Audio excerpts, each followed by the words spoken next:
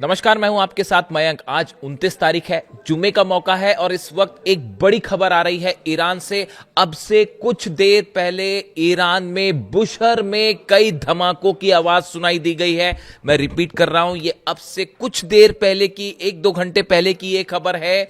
Iran में बुशहर में धमाके सुनाई दिए गए हैं और इसके साथ ही ईरान की तरफ से बहुत बड़ा दावा किया गया है। ईरान की तरफ से यह कहा गया है कि उसने अमेरिका के एक फाइटर जेट को गिरा दिया है। इस तरह का दावा ईरान की तरफ से सुनने को मिल रहा है। देखिए, ये जो हमले हैं ये बुशहर इलाके में हुए। जम है बुशहर का इलाका, वहां पर ये धमाके की आवाज आई और जम के जो गवर्नर हैं मसूद तंगिस्तानी, इनके हवाले से यह खबर आ रही है कि ईरान ने अपने एयर डिफेंस सिस्टम से एक अमेरिकी जेट को निशाना बना दिया है। अब देखिए, यह बेहद अहम खबर इसलिए है। बुशहर क्यों इंपॉर्टेंट है आप जानते हैं। बुशहर में ईरान का न्यूक्लियर पावर प्लांट है जो कि रूस की मदद से चलता है, जहां पर कई रशियन साइंटिस्ट आज भी मौजूद हैं। जंग के बीच में भी यहां पर साइंटिस्ट मौजूद रहे, उनको हालांकि वहां से हटाया गया था, लेकिन जो खबरें इस वक्त है कि यहां पर रूस के साइंटिस्ट मौजूद हैं। और बुशहर में धमाके का मतलब है एक बार फिर न्यूक्लियर प्लांट की ओर बड़ा इशारा करना। लेकिन गौर करने वाली बात है कि ईरान ने अभी यह साफ नहीं किया है कि ये कौन सा जेट मार गिराया। ये दावा है, हालांकि अमेरिका इससे डिनाई कर रहा है। जो अमेरिका की तरफ से बयान आए हैं उसके मुताबिक उनका कोई फाइटर जेट नहीं गिरा है, ऐसा अमेरिका का कहना है। लेकिन ईरान का दावा है कि ये फाइटर जेट था जिसने हमले किए यहां पे और गलत तरीके से ये अंदर आया था और उसको ईरान के डिफेंस सिस्टम ने मार गिराया है। अर्श ए कमानगीर, ये जो नया डिफेंस सिस्टम है, देखिए कल बंदर अब्बास पर हमले हुए। हमने देखा कि जिस तरह से बंदर अब्बास को निशाना बनाया गया, बंदर अब्बास में 3 से 4 धमाके हुए, अलग अलग आइलैंड्स पर 9 धमाके हुए। उसके बाद ईरान की तरफ से बड़ा पलटवार किया गया और कुवैत में उस अमेरिकी बेस को तबाह कर दिया गया जहां से मिसाइल्स फायर की गई थी।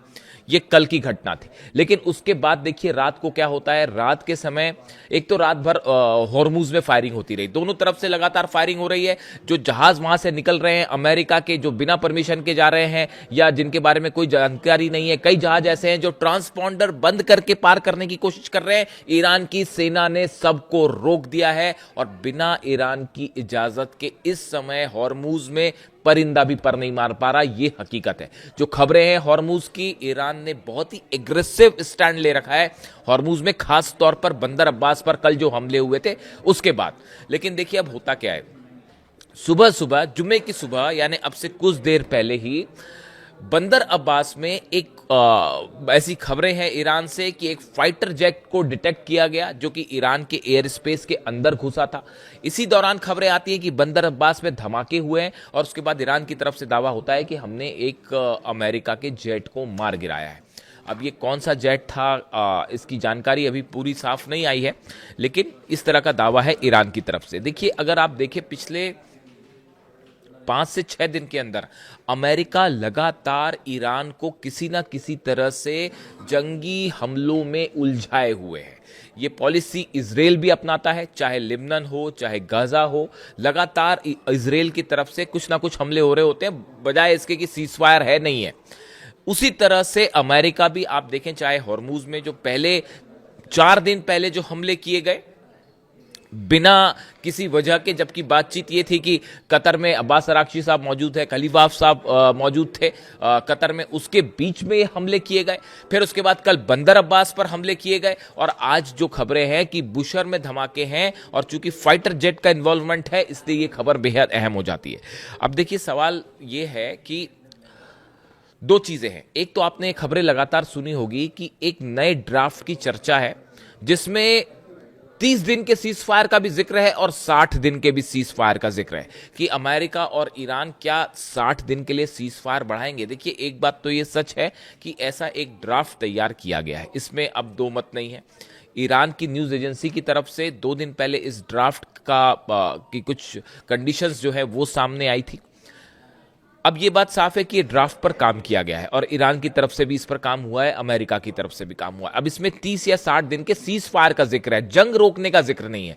लेकिन यहां मैं इस बात को साफ कर देना चाह रहा हूं कि अगर ये ड्राफ्ट है सामने तो इसमें भी ये चीज एकदम क्लियर है कि ईरान अपने यूरेनियम पर कोई बात नहीं करेगा, ना उसे सरेंडर करेगा, ना ही इसमें न्यूक्लियर प्रोग्राम रोकने को लेकर कोई बात है। ये जो मसौदा है जिसकी शर्तें जो बाहर आई, ईरान की न्यूज एजेंसीज के हवाले से बाहर आई हैं कि ये सिर्फ 60 दिन के लिए सीज फायर को आगे बढ़ाने का समझौता है और इसमें इस बात का जिक्र था कि कैसे हॉर्मूज को खोला जाए, ईरान अपनी निगरानी में कैसे जहाजों को निकालेगा, वहां से निकलने देगा सबको, लेकिन वहां पर कंट्रोल ईरान का ही रहेगा।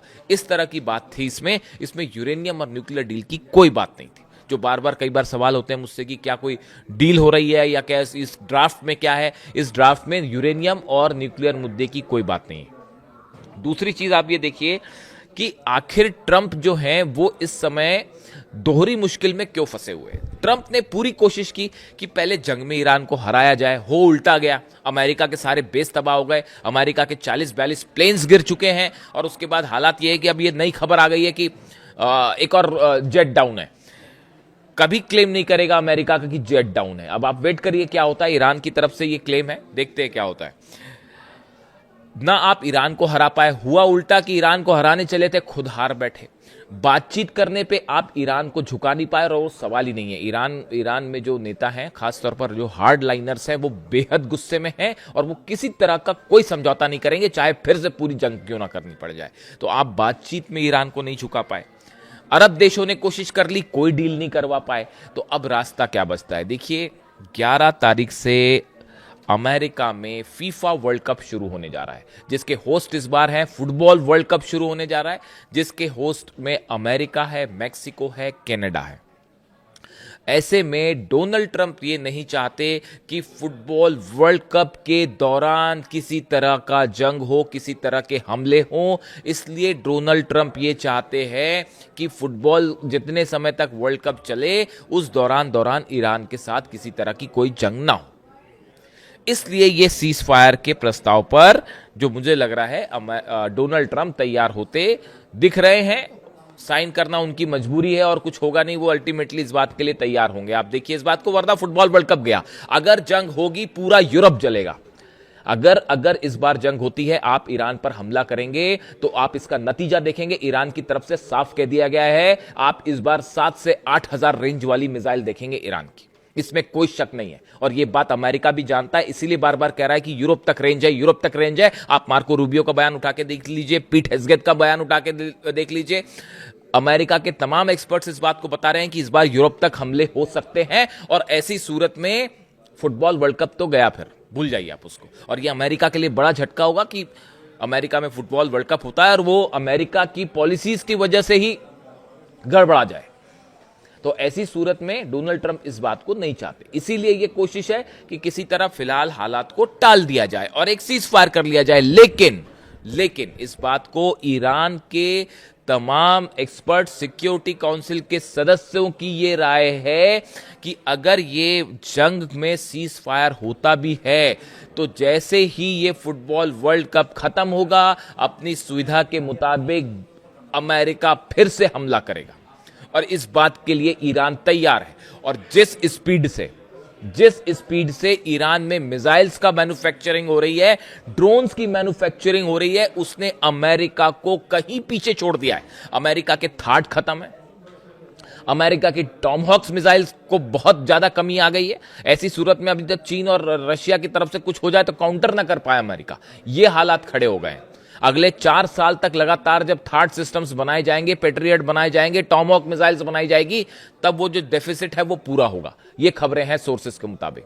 तो ऐसी, और जबकि ईरान में आप देखिए धड़ाधड़ मिसाइल्स बन रही हैं और चीन से सप्लाई भी हो रहा है, वो कोई ब्लॉकेट नहीं रोक पा रहा।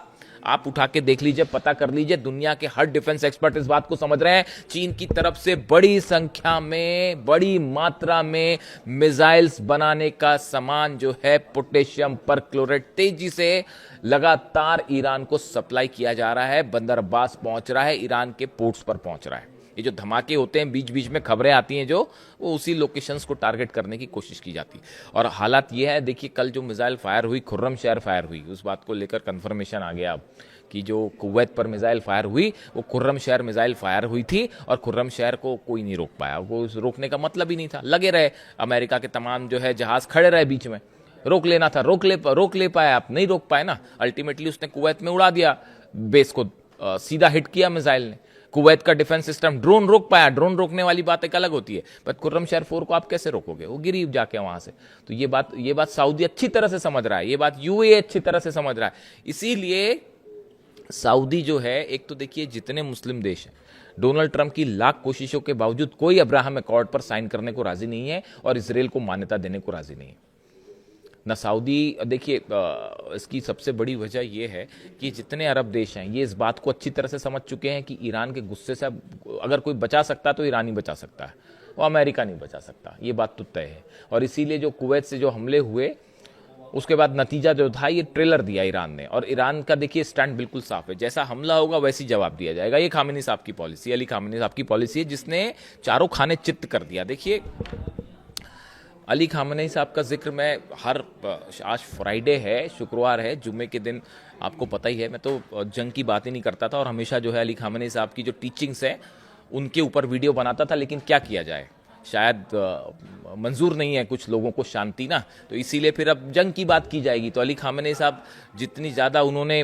शांति का संदेश दिया, जितना ज़्यादा उन्होंने जो है ज्ञान का प्रचार प्रसार किया, वो उतने ही अच्छे जो है वो मिलिट्री कमांडर भी थे। और हकीकत ये है साहब, गांठ बांध के रख लीजिए इस बात को, अली खामेनी साहब की पॉलिसीज पे चलकर आज अमेरिका को उन्होंने घुटने पर ला दिया है। हर क्षेत्र में अमेरिका को आउटप्ले कर दिया है। पूरी दुनिया देख रही है इस बात को कि आपने जंग में अमेरिका को हराया, बातचीत में आप जो है वो अमेरिका पर भारी पड़ते दिख रहे हैं, और अब तो यह हाल हो चुका है कि अमेरिका की मजबूरी हो गई है सीज फायर करना। और इजराइल का क्या होगा साहब, वो तो अब भविष्य जानता है कि क्या होगा। पूरे मिडिल ईस्ट का पावर बैलेंस बदल चुका है। ईरान अब मिडिल ईस्ट का सबसे बड़ा पावर है, और मिडिल ईस्ट का ही नहीं, अब ईरान और इजराइल की तुलना नहीं हो सकती। अगर अमेरिका इजराइल की मदद करना छोड़ दे और ईरान और अमेरिका की जंग हो जाए, तो आप सोचिए इजराइल का क्या होगा। और हालात तो अब इजराइल और ईरान की तुलना ही नहीं है, अब तो मामला सिर्फ अमेरिका का है, और दुनिया के सबसे बड़े सुपर पावर का होना दावा करने वाले देश को ईरान ने घुटनों पर ला दिया है। और ये अली खामेनी साहब की एग्रेसिव पॉलिसी का नतीजा है। उनकी तरफ से बात हमेशा कही जाती थी कि अमेरिका की कमजोरी यह है कि अगर उसने आपके खिलाफ जरा भी एग्रेशन दिखाया, आप उससे ज्यादा एग्रेसिव हो जाइए, अगर आप दबे तो और हमले होंगे आप पे जो है लगातार अत्याचार होंगे, लेकिन अगर आप एग्रेसिव हो जाते हैं तब अमेरिका जो है डोनाल्ड ट्रंप और अमेरिका पीछे हटना शुरू कर देते हैं। इसका एग्जांपल लेटेस्ट समझिए, 5 अलग अलग तरह की न्यूक्लियर मिसाइल्स फायर करी रूस ने यूक्रेन के ऊपर। पिछले आप 4-5 दिन की कहानी देखिए, जब लुहांस्क में बच्चों के स्कूलों पर हमला हुआ और वहां बच्चे मारे गए, उसके बाद पुतिन ने अपनी 5 न्यूक्लियर मिसाइल्स निकलवाई और कहा कि मारो कीव पर, और यूक्रेन पे धड़ाधड़ मिसाइलें गिरनी शुरू हुई। उसके बाद अमेरिका ने इस हमले की आलोचना करने की हिम्मत तक नहीं की। आप सोचिए, जितने यूक्रेन डिफेंस सिस्टम फायर कर रहा है, अपने जो मिसाइल्स फायर कर रहा है, यूक्रेन की तरफ से जो ड्रोन जा रहे हैं, ये सबके सब अमेरिका और यूरोप ही तो दे रहा है। अमेरिका के डोनाल्ड ट्रंप के कहने पर हमले हो रहे हैं रूस पे, इस बात को हर कोई समझता है। रूस के जितने ऑयल ठिकाने जल रहे हैं वो डोनाल्ड ट्रंप के इशारे पर चल रहे हैं, इस तरह का एक्सपर्ट्स का मानना है। इस तरह से जो एक्सपर्ट्स से मान के चलते हैं कि अमेरिका जो है वो लगातार हथियार प्रोवाइड करता है यूक्रेन को, और यूरोप प्रदान कर रहा है, इसीलिए यूक्रेन अब तक टिका हुआ है। तो यूक्रेन के सहारे जो है वो अमेरिका जंग लड़ रहा है रूस से, इस तरह का सोचना है तमाम डिफेंस एक्सपर्ट्स का। रूस ने जहां अपनी न्यूक्लियर मिसाइल्स निकाली तो अमेरिका बैकट्रैक, वो जो है पीछे हट गया, उसने यूक्रेन का हमले पर आलोचना तक नहीं की। यही बात अली खामेनी साहब कहते थे। तो अब उसी पॉलिसी पर चल रहा है पूरा का पूरा ईरान, और ये जो छोटे छोटे क्लैशेस हो रहे हैं अलग अलग, ये जंग का रूप अब तब लेंगे जब फिलहाल ये वर्ल्ड कप वाला प्रोसीजर ओवर होगा। कम से कम नवंबर में चुनाव होने हैं, mid term polls, Donald Trump का बयान आया है कि हम देखेंगे, हमें उसकी चिंता नहीं है। डोनाल्ड ट्रंप की हार तय मानी जा रही है अमेरिका में। कई सारे एक्सपर्ट्स ये मान के चल रहे हैं कि जिस मुश्किल में अमेरिका है और जो मैसेज गया कि ईरान को आप नहीं हरा पाए, उससे डोनाल्ड ट्रंप की हार कम से कम तय हो गई है, ऐसा माना जा रहा है। इस सूरत हाल में अब ये जो जंग वाली बात है, दोनों चीजें एक साथ चल रही हैं। अपनी सुविधा के मुताबिक सीजफायर करके वो फिर हमला करेगा, ये बात ईरान अच्छी तरह से समझता है और उसकी जबरदस्त तैयारी हो रखी है। अब देखना यह है कि अगले 2-3 दिन में क्या डेवलपमेंट होता है। आपको दोनों चीजें दिख सकती है, एक सीजफायर का प्रस्ताव आ सकता है। अगर सीजफायर हो भी जाता है तो आप ये कतई मत मानिए कि ये जंग फिर से शुरू नहीं होगी। ये जंग फिर शुरू होगी, यूरेनियम पे ही जंग शुरू होगी। आप देखिएगा इस बात को, भले सीजफायर हो कुछ दिन का, वो सुविधा के मुताबिक है। और ईरान, देखिए ईरान की तरफ से भी जो इस टाइम मिल रहा है, मैं आपको बार बार ये कह रहा हूं कि जो टाइम ईरान को मिलता है, ईरान भी जो बार बार कहता है अच्छा ठीक है बात शुरू, डेलीगेशन भेज देता है, कभी बातचीत शुरू होती है। ईरान को टाइम चाहिए, और टाइम चाहिए। हो सकता है कुछ चीज़ें बन रही हों ईरान में और बन जाएं जल्दी, समझदार को इशारा काफ़ी है। तो जो भी जुड़ा अपडेट होगा वो आपको बताऊंगा। फिलहाल ये बुशर से जुड़ी बड़ी खबरें हैं कि बुशर में एक बार फिर धमाके हुए हैं और पूरे ईरान में जो है वो रेड अलर्ट है इस समय। Thank you so much.